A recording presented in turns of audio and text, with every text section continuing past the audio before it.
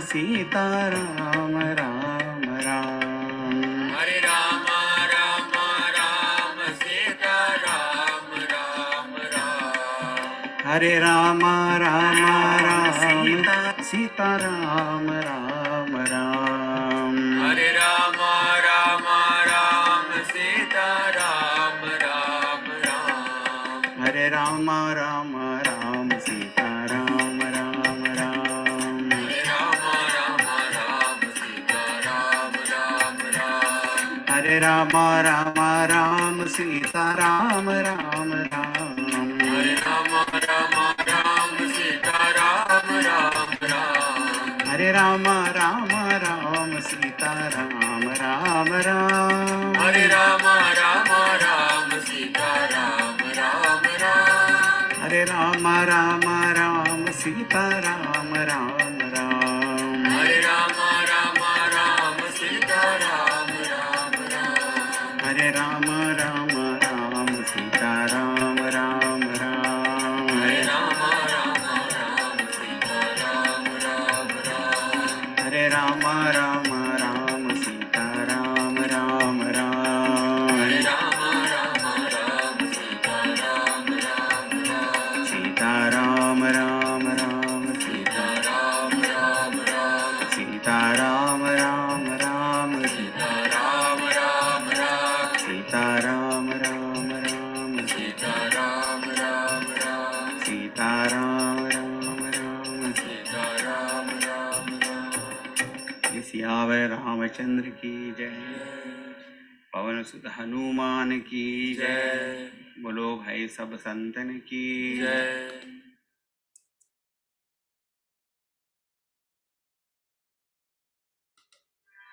श्री राम जय जय राम। लाउडली श्री राम जय जय राम। श्री राम जय जय राम। श्री राम जय जय राम। राम जय राम जय जय राम। श्री राम जय जय राम। श्री राम जय जय राम। श्री राम जय राम जय राम। श्री राम जय जय राम। श्री राम जय राम जय राम। राम जय जय राम। श्री राम जय राम जय राम। राम जय जय राम। श्री राम जय राम जय राम।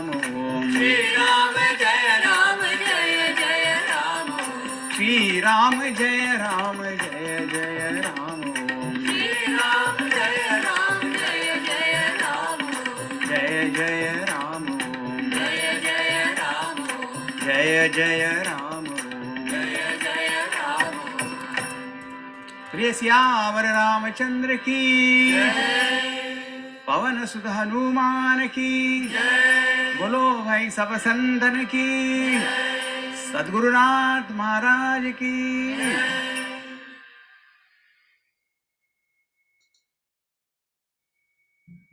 जय जय राम जानकी राम। जय जय राम जानकी राम। जय जय राम जानकी राम। जय जय राम जानकी राम। रघुकुल भूषण राजा राम। रघुकुल भूषण राजा राम। रघुकुल भूषण राजा राम। रघुकुल भूषण राजा राम।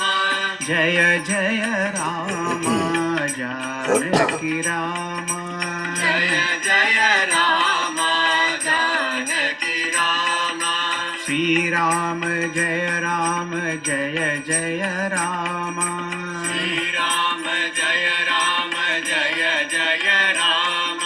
श्री राम जय जय राम। श्री राम जय जय Ram.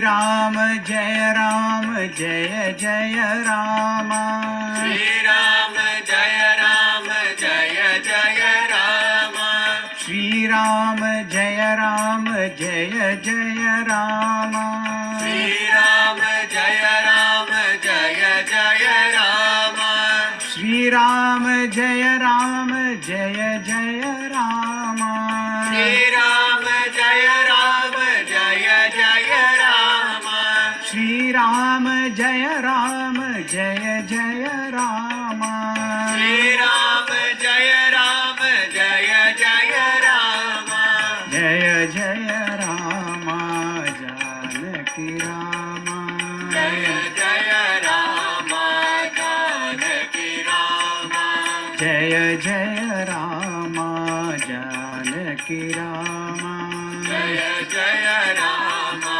Janaki Rama Janaki Rama Janaki Rama Janaki Rama Janaki Rama निस्यावर Ramchandra की Jai पवन सुध हनुमान की Jai बोलो भाई सब संदन की Jai सद्गुरुनाथ महाराज की जय।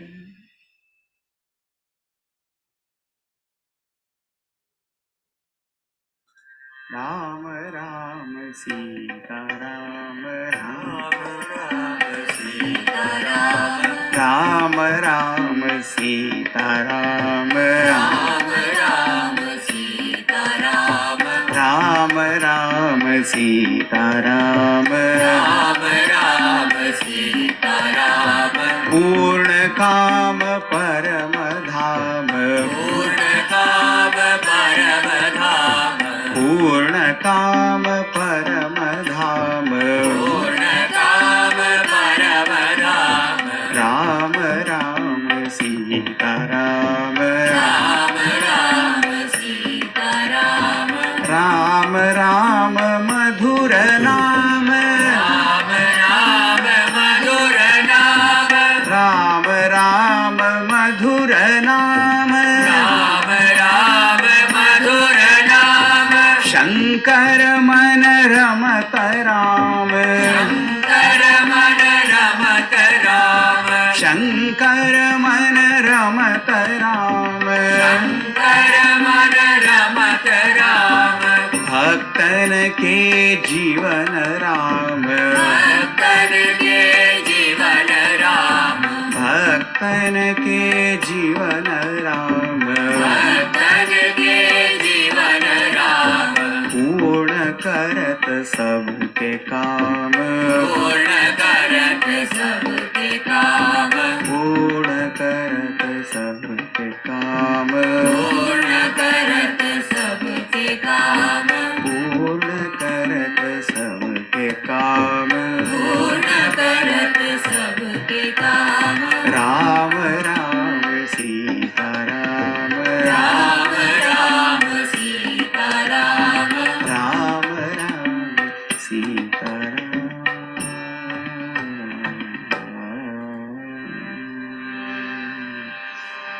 श्यावर रामचंद्र की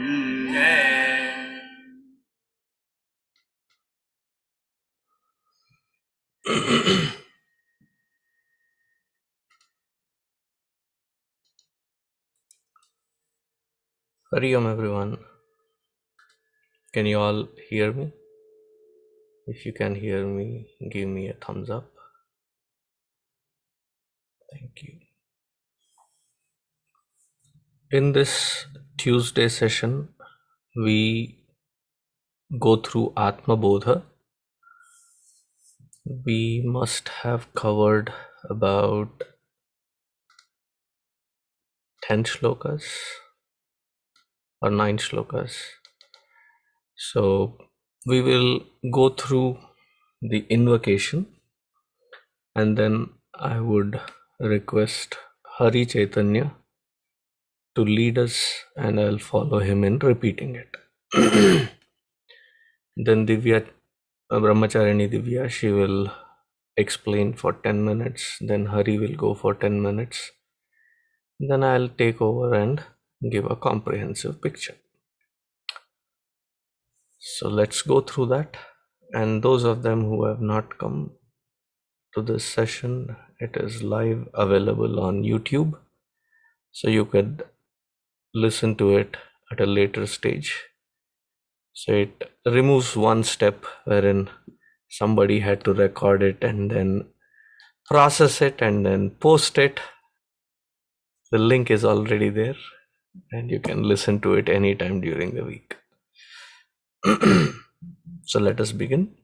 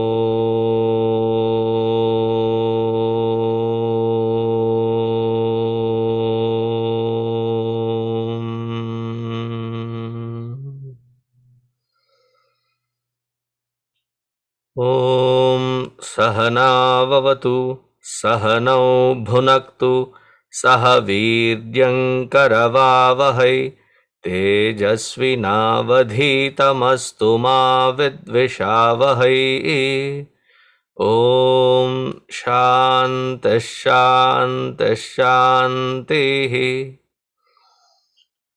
गुरुर्ब्रह्मा गुरुर्विष्णुः गुरुर्देवो महेश्वरः गुरुरेव परं ब्रह्मा तस्मै श्री गुरवे नमः तस्मै श्री गुरवे नमः.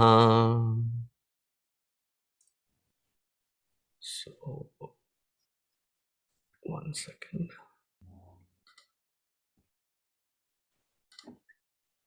Hari Om Hari. Hari Om. Long time no see. So please start with the invocation shloka, the first one, and then I think we have to start from the 10th, right? 11 and 12, Swamiji. 11 and 12. Okay, good.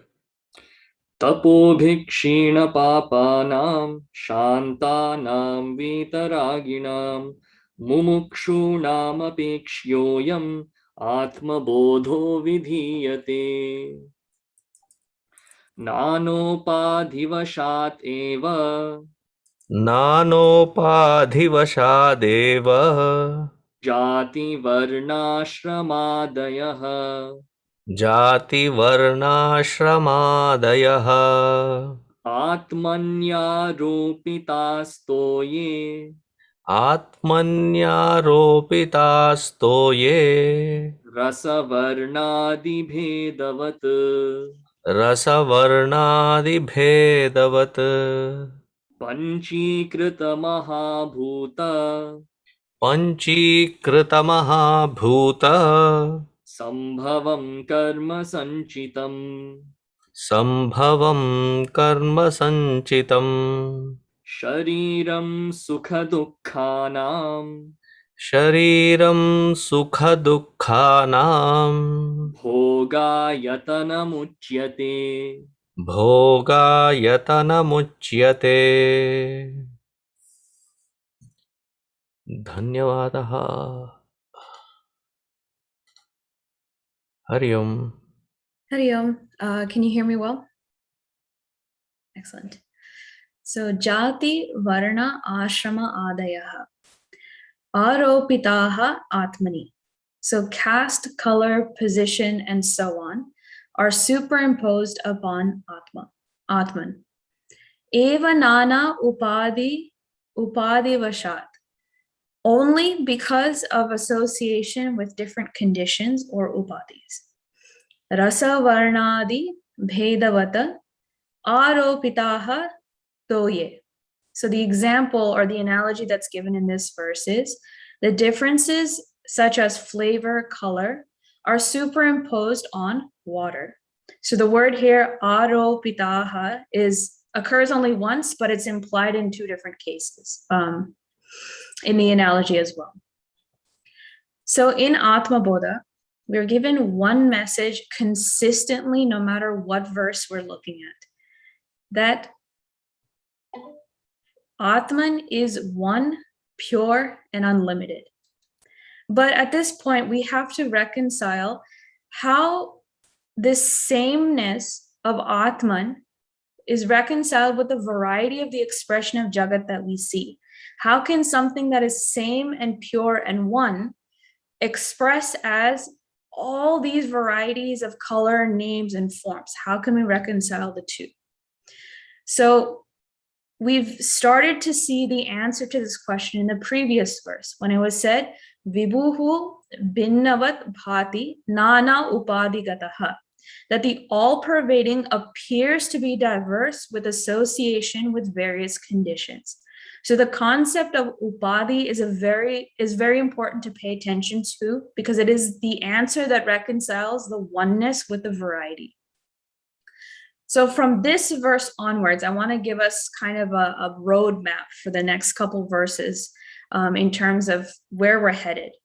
So in verse 11, this one, we're going to be examining the Upadhis in terms of outside of us, the things that we see around us. And we saw rasavarṇādi. In verse 12, we're going to bring it closer to home. We're going to talk about the śarīraṃ, which is the gross body. Then verse 13, we're going to examine sukhaduḥkhānāṃ. I'm directly taking the word from verse 13, which we'll now investigate the subtle body. Then verse 14, we'll go through ātmabodha, which is our causal body. Then 15, paṃcīkṛtamahābhūtasaṃbhavaṃ yogena. So by identification with the 5 sheets. Now, none of this should be new, because we've seen these concepts in Tattva-bodha. So we're coming back to these concepts again so that we can, one, remember all these concepts, because I'm sure, we consistently forget. Once it's read, it kind of goes out the other ear, right? So we have to come and remind ourselves again about these concepts. But now we can take one step deeper analysis in terms of what we're learning about ātmabodha, right? So we're revisiting these concepts. Verse 16 is again when we come back to our sadhana, that we should understand the effects of all of these upadhis that are listed and navigate them to come back to what is the reality of Atman. So I hope that gives a good roadmap about where we're going. And it is important to meticulously unpack the nuances of upadhis because it's the biography of who we think we are right now. And in order for us to realize our true nature, we need to have a precise thinking to separate the real from unreal. And again, from Tattva-bodha, that's the definition of viveka. So now let's go ahead and dive into this verse. And again, we're going to look outside of us, because that's what we're interacting with on a daily basis. Whatever be the physical shape, form, name, categorization, emotional tendencies, intellectual capacity, the Atman is the same everywhere in all creatures. So you can't necessarily say old Atman, young Atman, or American Atman or Indian Atman, poor or rich Atman. It just doesn't make any sense, because these qualities belong to the Upadhis and not to Atman. So the one reality animates this panorama of things, personas, and personalities, but it remains unaffected and unattached to all of them. It is this dispassionate observer of the endless drama of life. And to really bring this message home, we're given the example of water. Water is colorless and has no taste. But if you were to add a drop of dye into it, whether it turns into white color, yellow color, red color. but water, so the water ends up looking colored, but the water remains true to its colorless nature.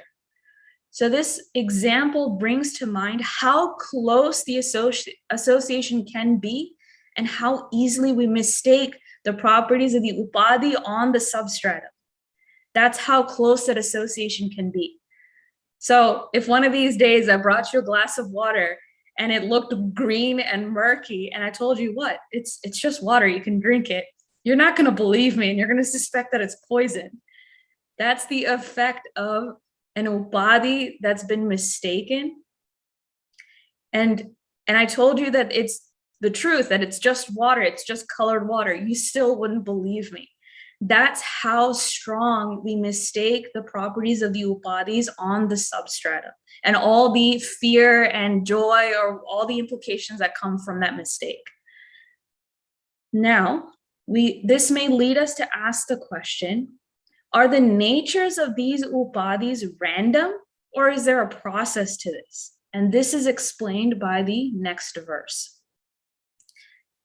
So in this verse,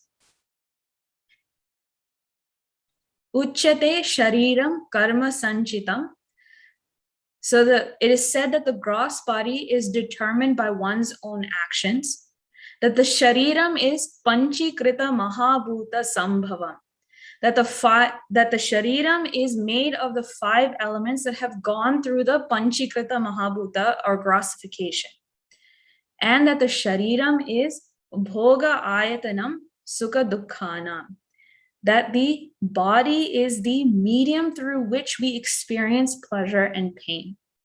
So going through the first point, that the body is made of 5 elements. And although it may be a gross example that's given in the commentary, it's a very good example to understand the 5 elements that exist within the body.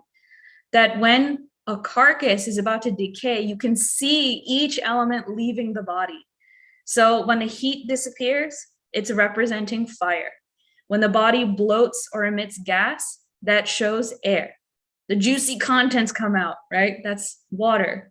The physical structure decays into dust, which is earth.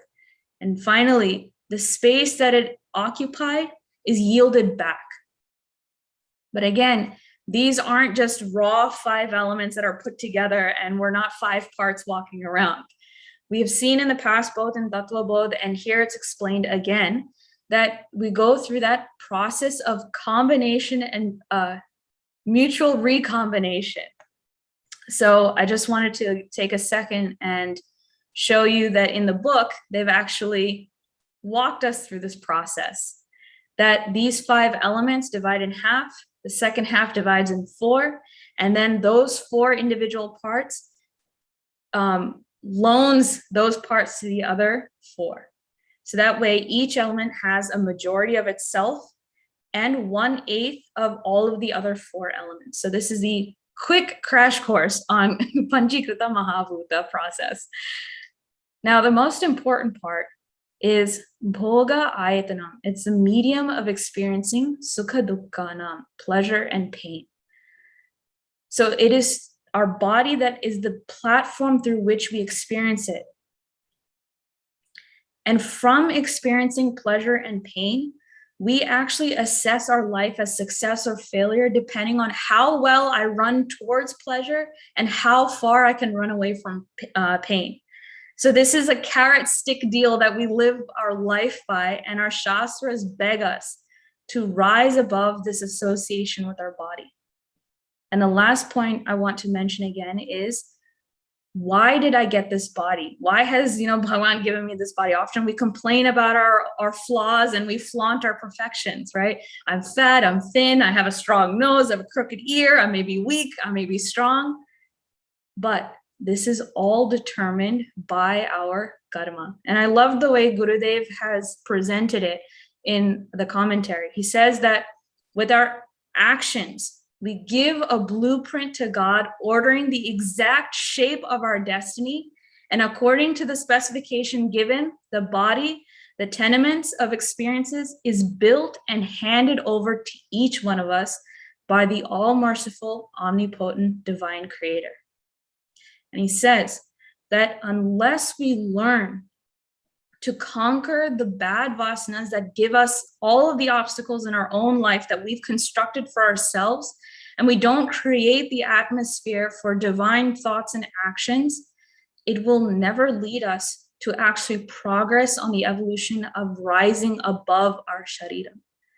So we determine our own body and our own conditions by our own actions. So we are where we are. It's up to us to determine how I'm going to rise above my own śarīraṃ. So with that, I will pass it to Hariji.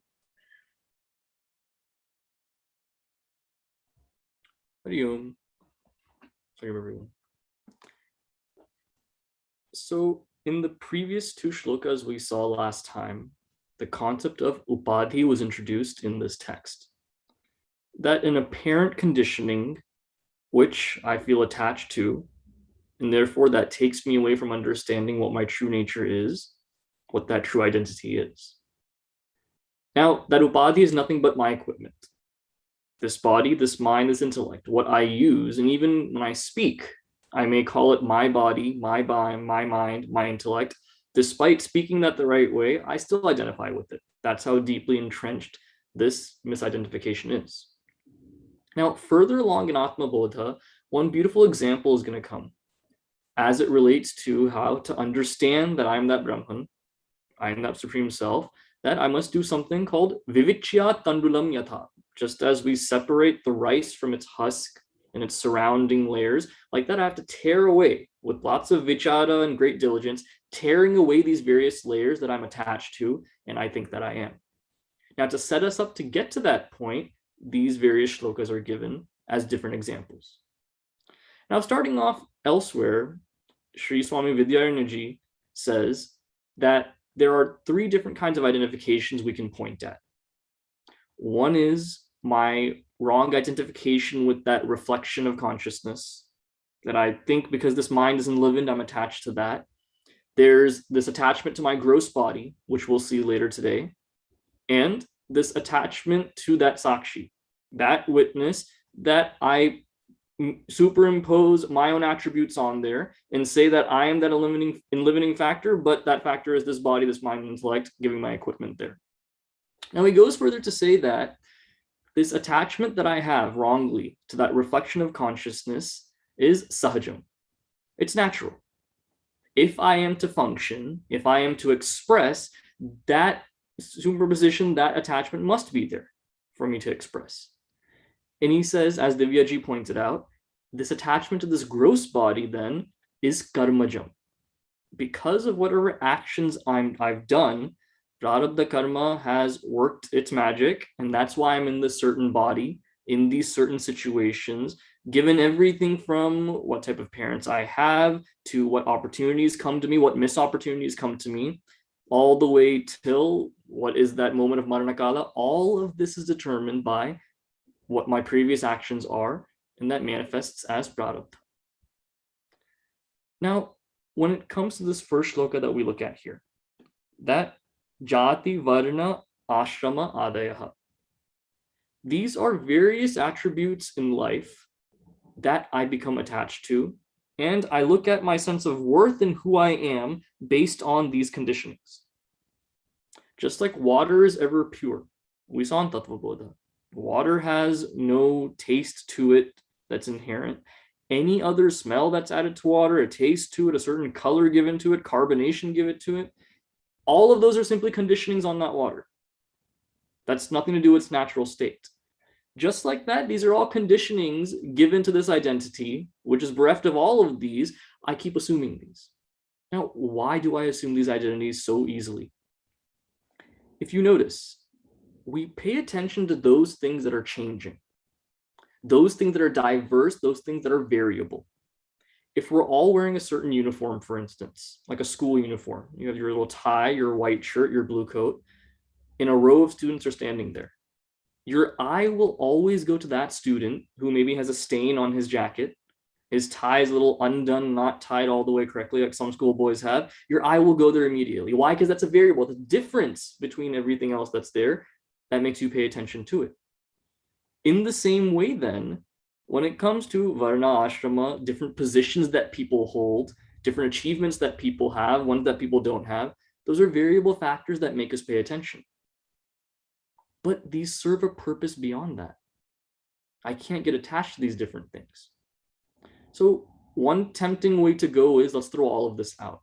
Any idea of varna, any idea of ashrama, these are, and nowadays people see these are oppressive things. They have no relevance in the modern world, throw them out.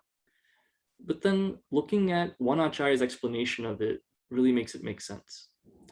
Pujya Shri Chandrasekhara Saraswati ji wrote a book on Hindu dharma. In there he says the entire point of our religion, of our Hindu religion, is to achieve moksha through the means of dharma, artha, and kama. Now, as we pursue these purusharthas, with moksha being the pradhana purushartha, we can get carried away sometimes. Because of desire that I have, I go for it. I think certain things are my duties, therefore I go for those.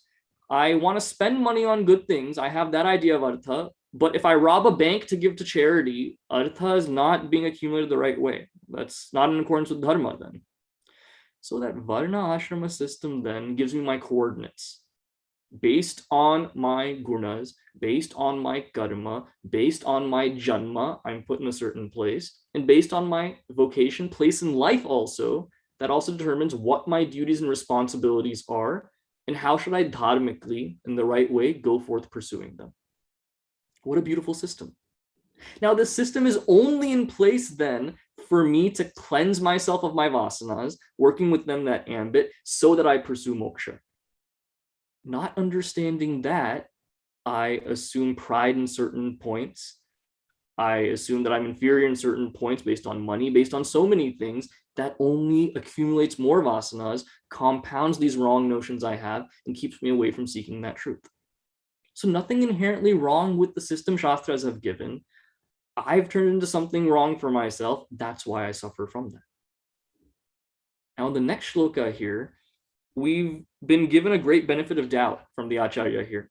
He starts with, your attachment is to your gross body. Elsewhere, Swami Sadananji gives it in a few more steps before that. He first starts with, there's a group of people, one school of thought that believes putra is the self. The putra comes from me, therefore the putra is the self.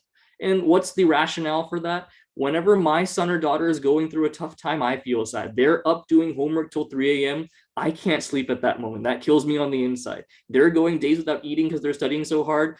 I feel like a stomach ache because I see my kids go through that. It's a sadness that comes. That attachment is so strong. That's one level. Another school of thought says, no, that's not true.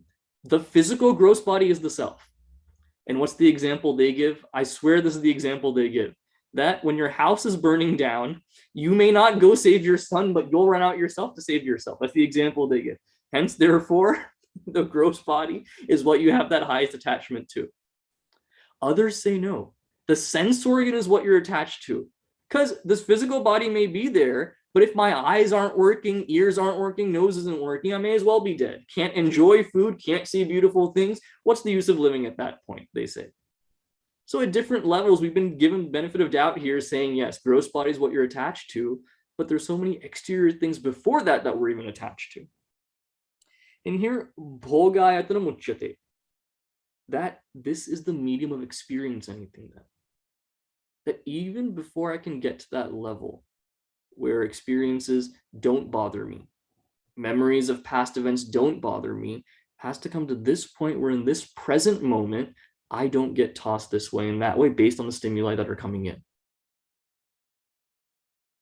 Because one level of attachment to this gross body is that I become attached to other people's bodies as well. That they're enjoying so much pleasure, they're not going through so much pain, I'm going through it, look how sad I am.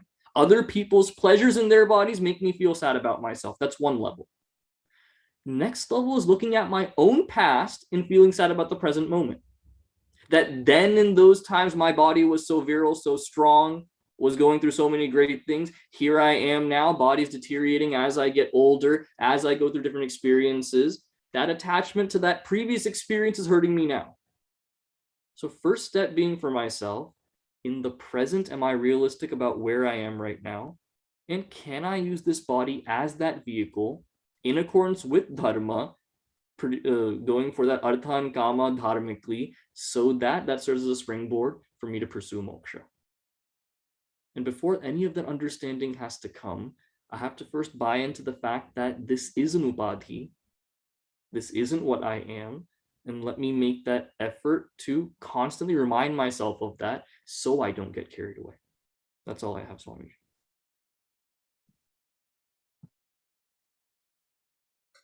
Thank you, Hari. Okay. So going back to these two shlokas, first and foremost, the second part or the second quarter of the 11th shloka has a variation. And the variation is, instead of jātivarṇāśramādayaḥ, jātināmāśramādayaḥ. Both versions are there, because you would find commentaries written taking both options in and commented upon. On not commentaries, you can say, yeah, commentaries or tika. Tika is written taking both of these options. So you may want to note it down. jātivarṇāśramādayaḥ or jātināmāśramādayaḥ. Now, going back to this particular shloka, because the upadhis are being enumerated, the upadhis are what step by step we will be going through.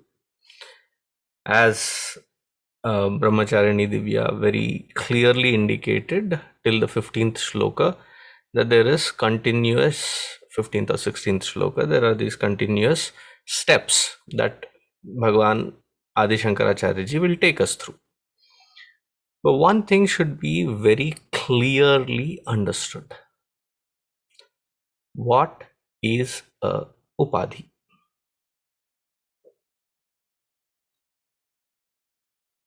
Or should I say, what is an upadhi? However you take it. It is a very technical term. And last week we went through the simple understanding of it. And we'll maintain that simplicity. That there are three things that have to fall in place.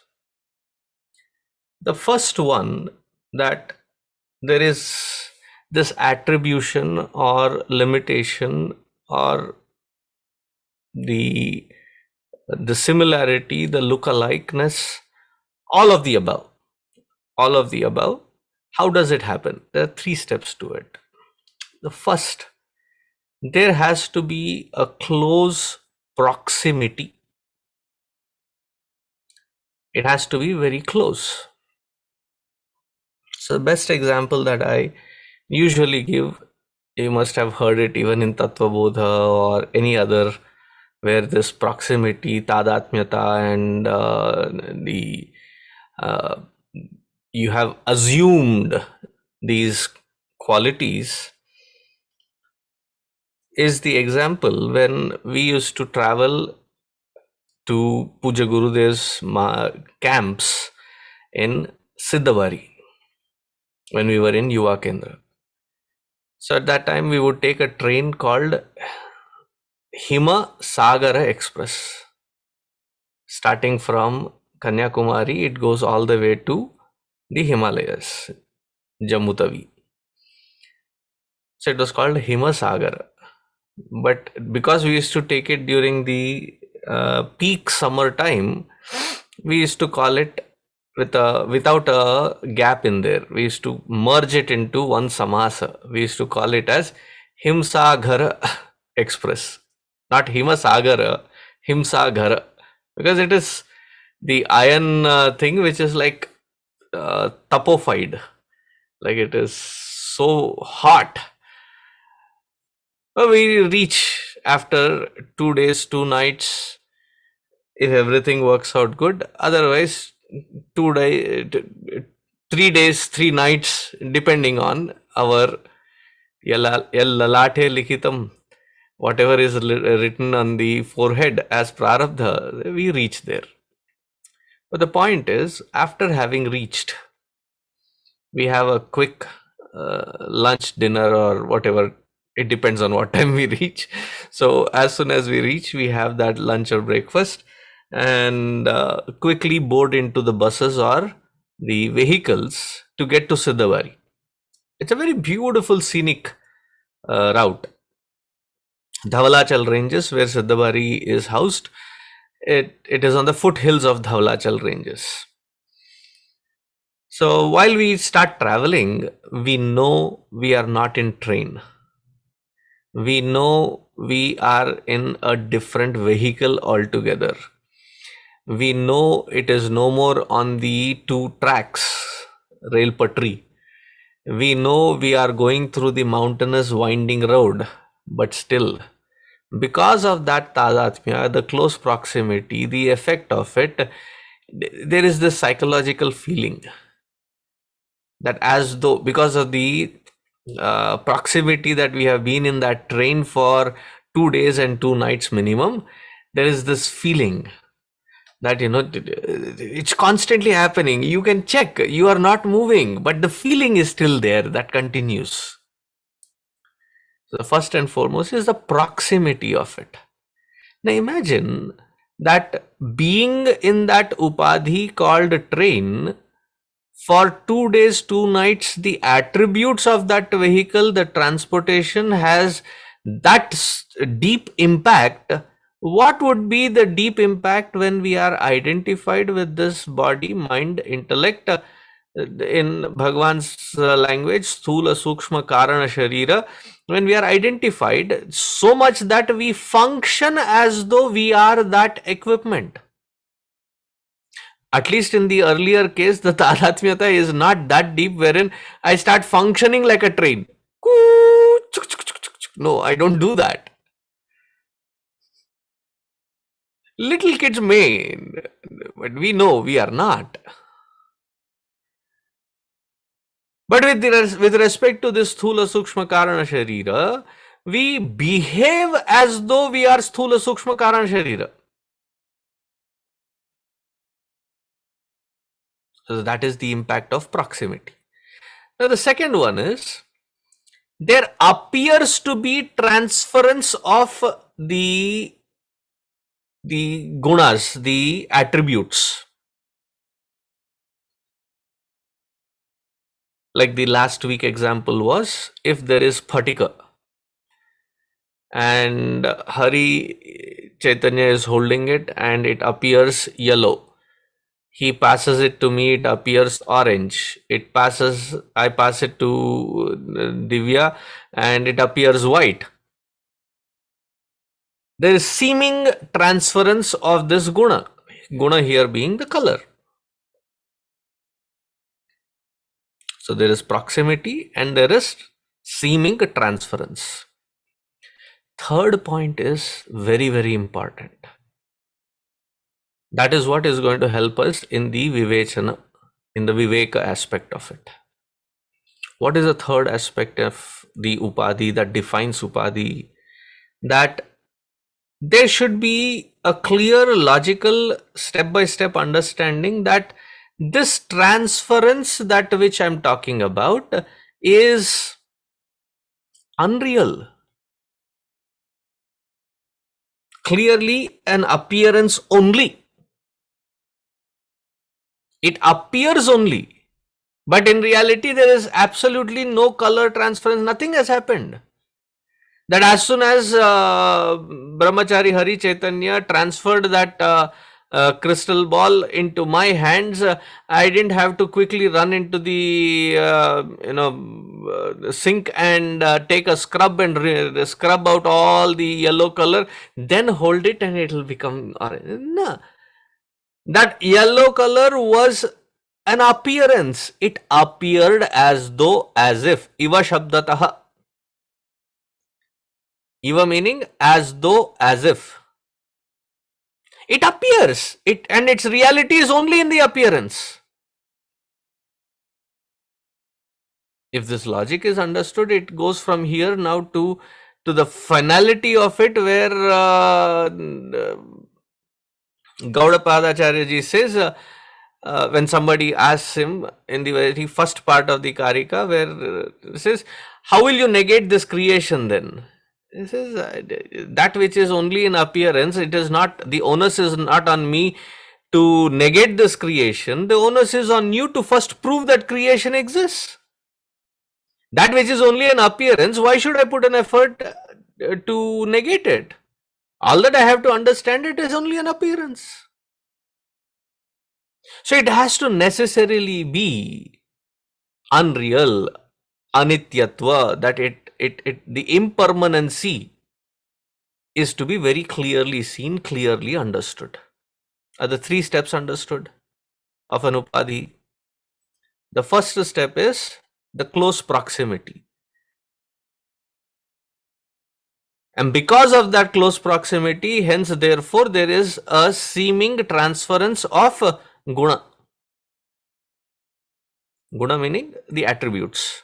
Seeming transference only. And the third step is that it is anitya, unreal. But don't I see it? Dude, that is the point. Yes, you may see it, but it is only in.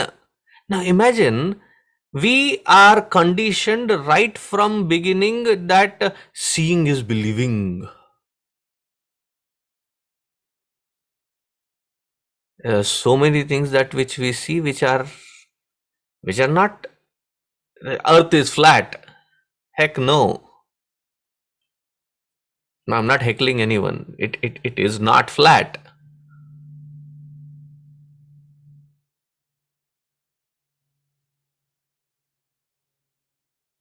We seem to be stationary. No, Earth is actually moving.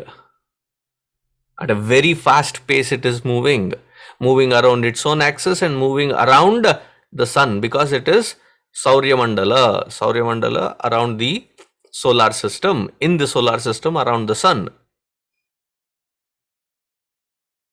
It appears as though sky is blue.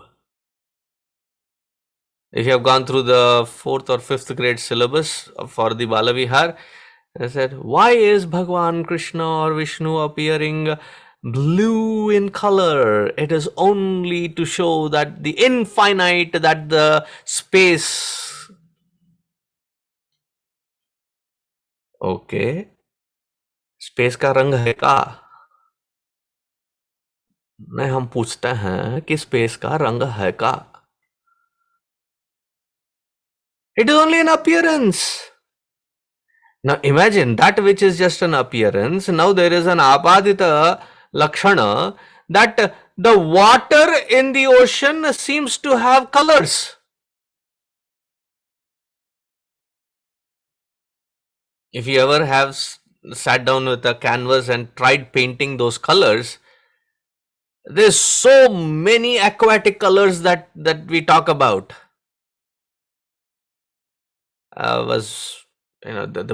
Usually I don't like sitting at the window seat in any airlines, except when I am going to the Caribbeans.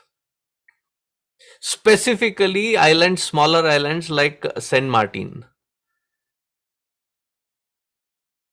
I was not going there for any vacation there. We have Chinmay mission there also, FYI.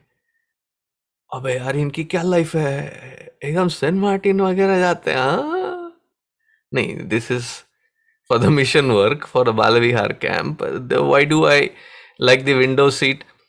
From the sky you can very clearly see, as you're getting closer to the island, you can see, I could count at least about 13-14 different shades of blue. Now where is this blue? Apadita. It is being superimposed by what?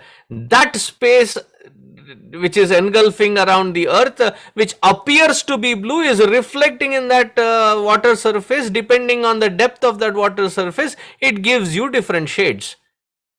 I have walked because you can walk through at least a mile into the ocean, and it was just barely to my hip level.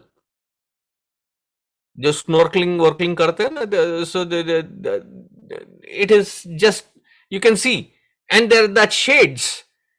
You go there, it is clear water, there is no color to it, but I see it. Seeing is believing is not valid. Therefore, when we talk in the pramana, what do we say? We say very clearly that that which I am taking so much of confidence saying seeing is believing, there are so many times it has been proven that that which I have taken as seeing is believing, pratyaksha pramana, may not be complete in itself. How about I do some CSI? CSI meaning the anumana, guesstimate.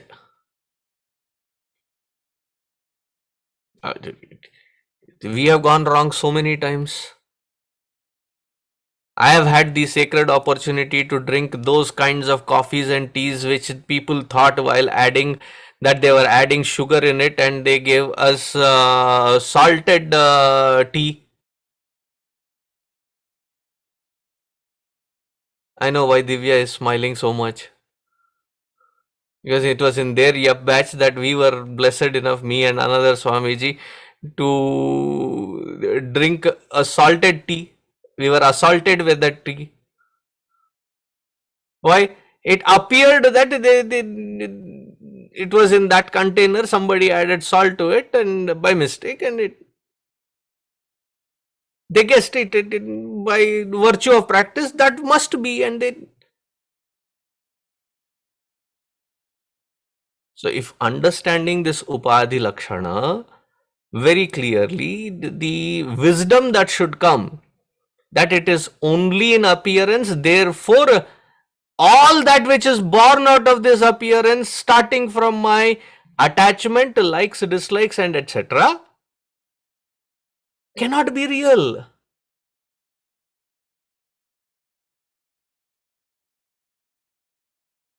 समझ रहे हैं? If that baseline is understood, now going forward, Bhagavan Adi Shankaracharya ji says, nānopādhivaśādeva jātivarṇāśramādayaḥ. In today's world, those who have been suddenly awakened to the fact, oh my God, they are trying to dismantle Hinduism, Hindutva, welcome. When Gurudev started the mission, when he said Hindu Renaissance, he also had recognized the same factor, that what you see today is not today, but it is about 1500 years of oppressive mindsets constantly trying to uproot. And what are their schemes starting from about 1957 onwards?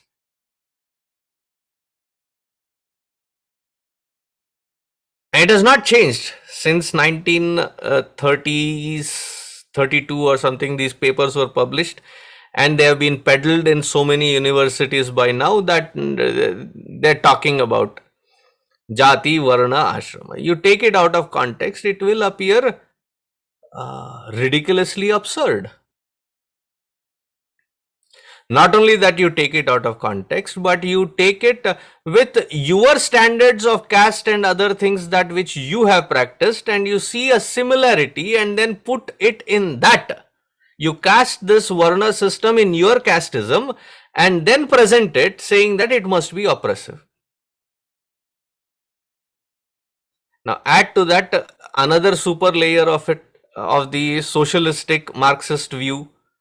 What is their basic baseline? Anything that has to be created, all that which is old, ancient, has to be nullified and raised down. And what is the oldest?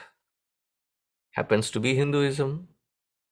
Happens to be their ness of it, Hindutva. And many of us turn out to become quite pathetically so. I'm talking about us Hindus, where either we are apologistic or we become defensive. Where if somebody were to ask, are you a Hindu? We will go like a jalebi, straightforward answer. Goal, goal, goal, goal, goal, goal. I was born into a Hindu family, but no, apologistic, defensive.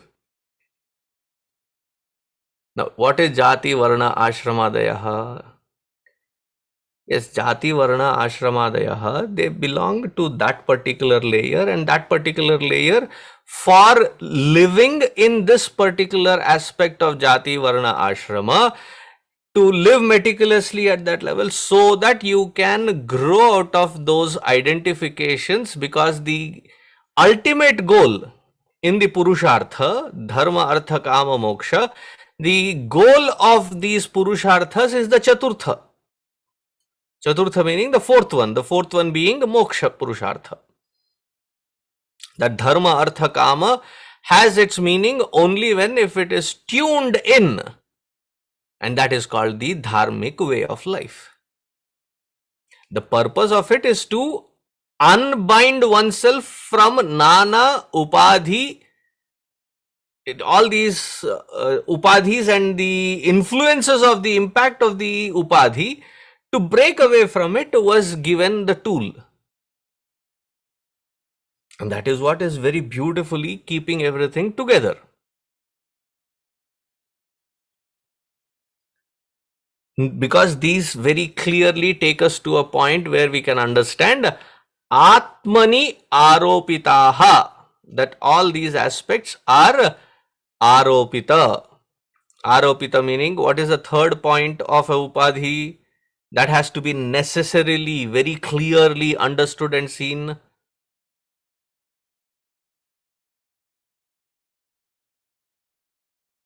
One is reality, which is Atma Chaitanya. And the other one is coconut, nariyal. Nariyal in Hindi is coconut. That which is not real. Real meaning it appears as though real. The example given is toye. Toya means water. Now, water does not have rasavarṇādi bhedavat. It does not have these bhedas.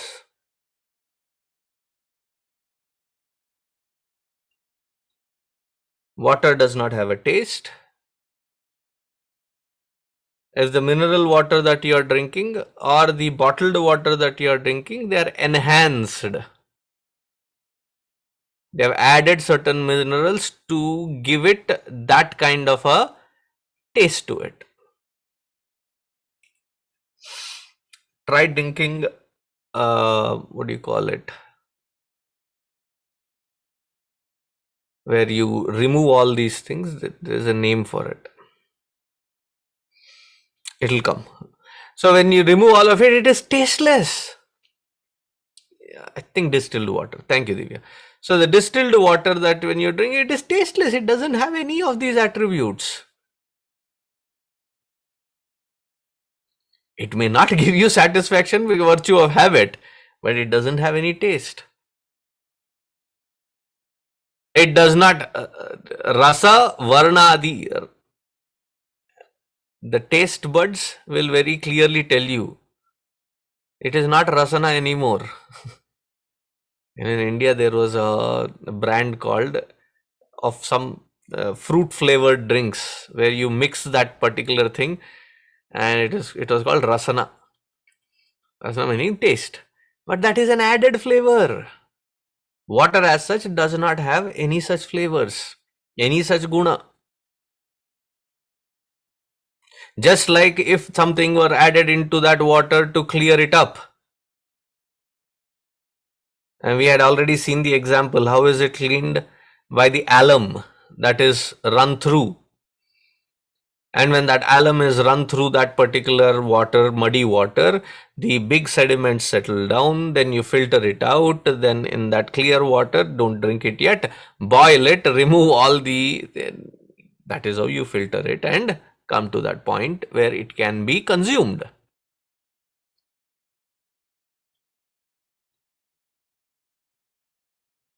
Similarly, to get out of this, the dharmic way of life is where the prescribed method, what varna, what ashrama, what attributes do you have? If you are in a stri, if you are in a purusha, there's a confusion also. I don't want to go there now. Physically, that body, that whatever is its attributes, now that is being explained in the next sloka. Paṃcīkṛta paṃcamahabhūtayaḥ. This paṃcīkṛta, there is a whole big paragraph in ātmabodha.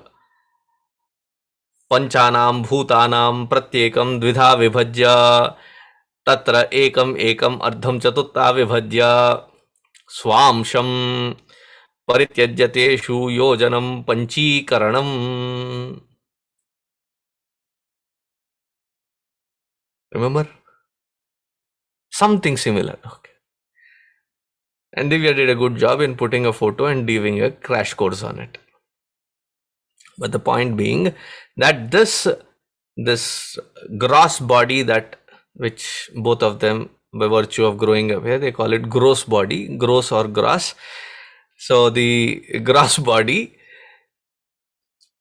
is karmasaṃcitam, sambhavam karmasaṃcitam.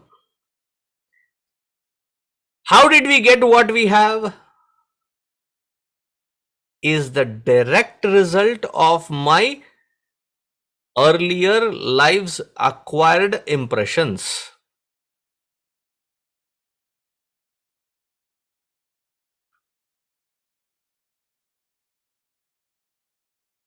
The entire physicality, the size, the shape, the form, the height,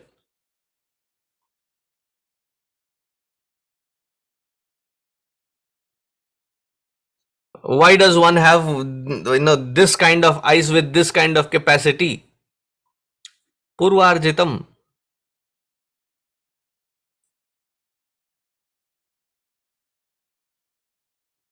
Sambhavam karmasaṃcitam.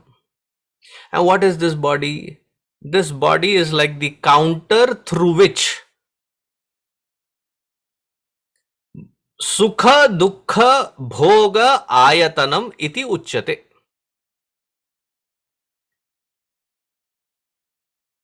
So if we are focusing continuously talking about sukhaduḥkha, where are we?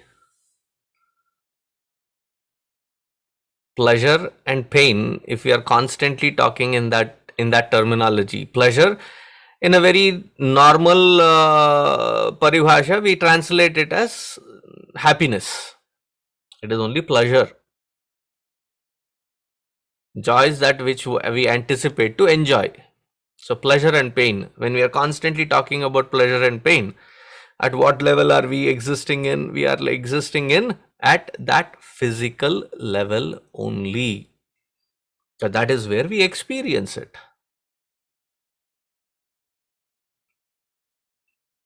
Now sit back and evaluate.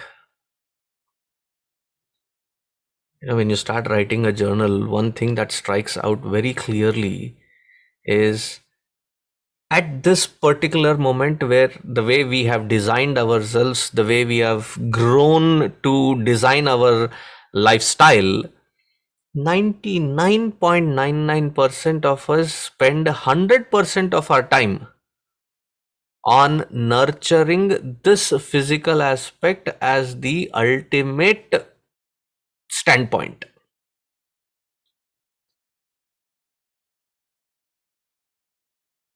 So thick is the identification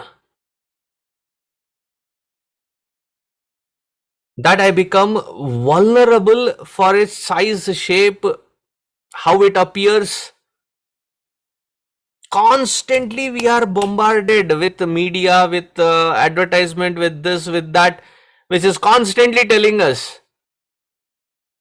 And our identification is stronger than, it's a very unusual place.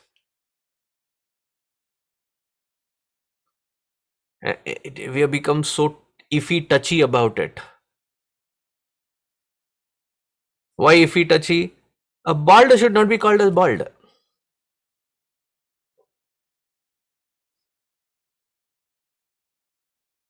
Old should not be called as old. Swamiji, I'm young at heart. Bewkoof. We're talking about the physical part, and the physical part has aged chronologically, and that aged chronologically, we technically call it old. No, you cannot, Swamiji, it is not politically right. भाड़ में जाए तुम्हारी political perspective. Realities and the way we are caught up in it, we don't want to understand.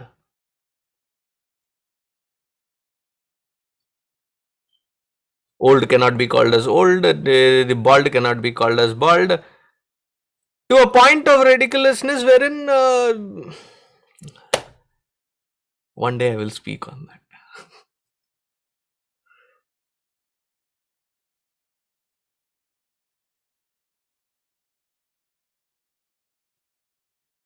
And this bodily attachment, we are constantly nurturing swahakara into nurturing it, making it more and more substantial. What kind of cloth that I wear, how beautiful does it appear? What kind of add-ons that I can put, whether it is the men add-on or the women add-on, and whether it is a tie or a necklace, it doesn't matter what kind of, they're constantly focused only at that physical level.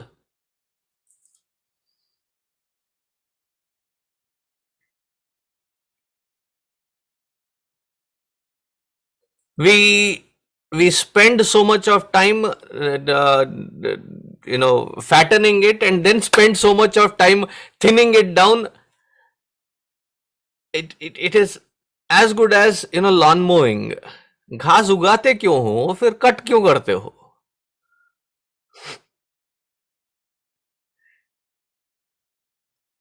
Constant, it is filled with, we don't even have an opportunity to step back and see where we are caught up.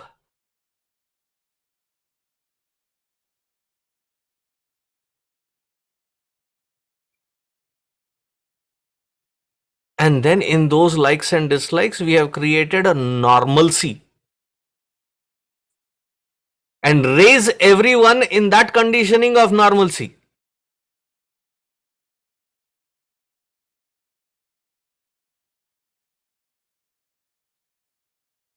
That if you wear certain kinds of clothes, then you are called cultured. Vivekananda's beautiful example, he was in Boston walking, and this guy came in and said, in our country, cultured people don't wear that kind of, he was wearing the ochre robes. Cultured people don't wear that kind of clothes.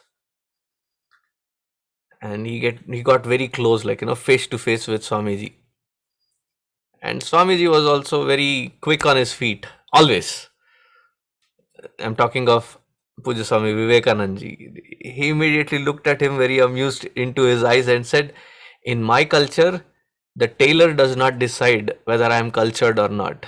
It is my actions, belief, and the conviction behind. What an amazing answer, the clarity.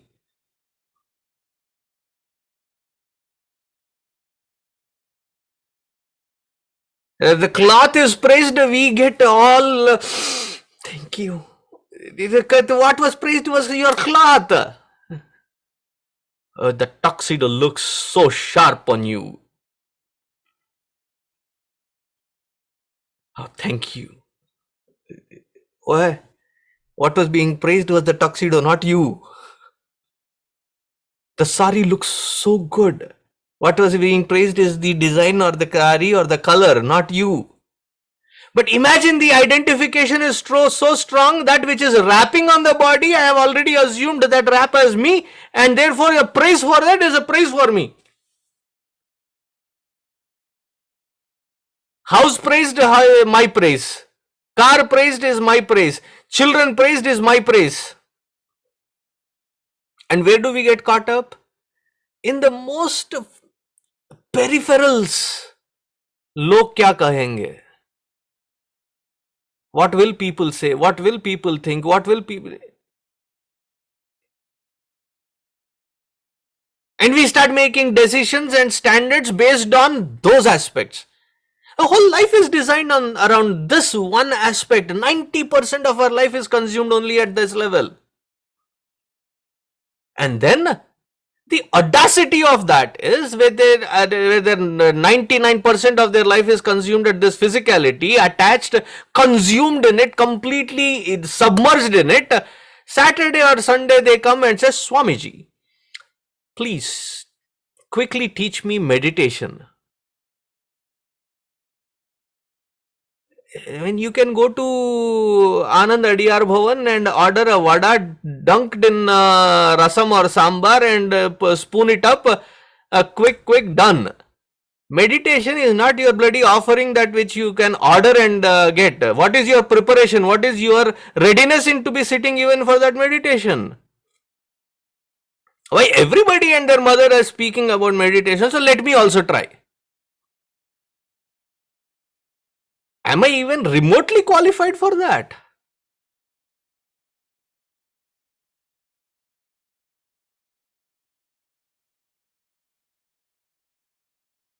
Because the identification with this body is drainingly consuming us.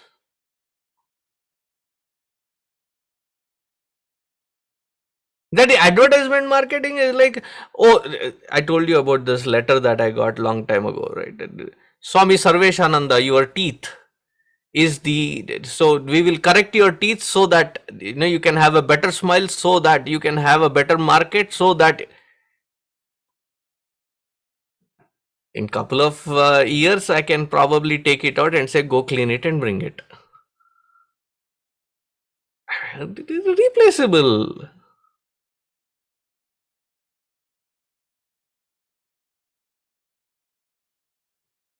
So bhogāyatanam, just a house, treat it as one.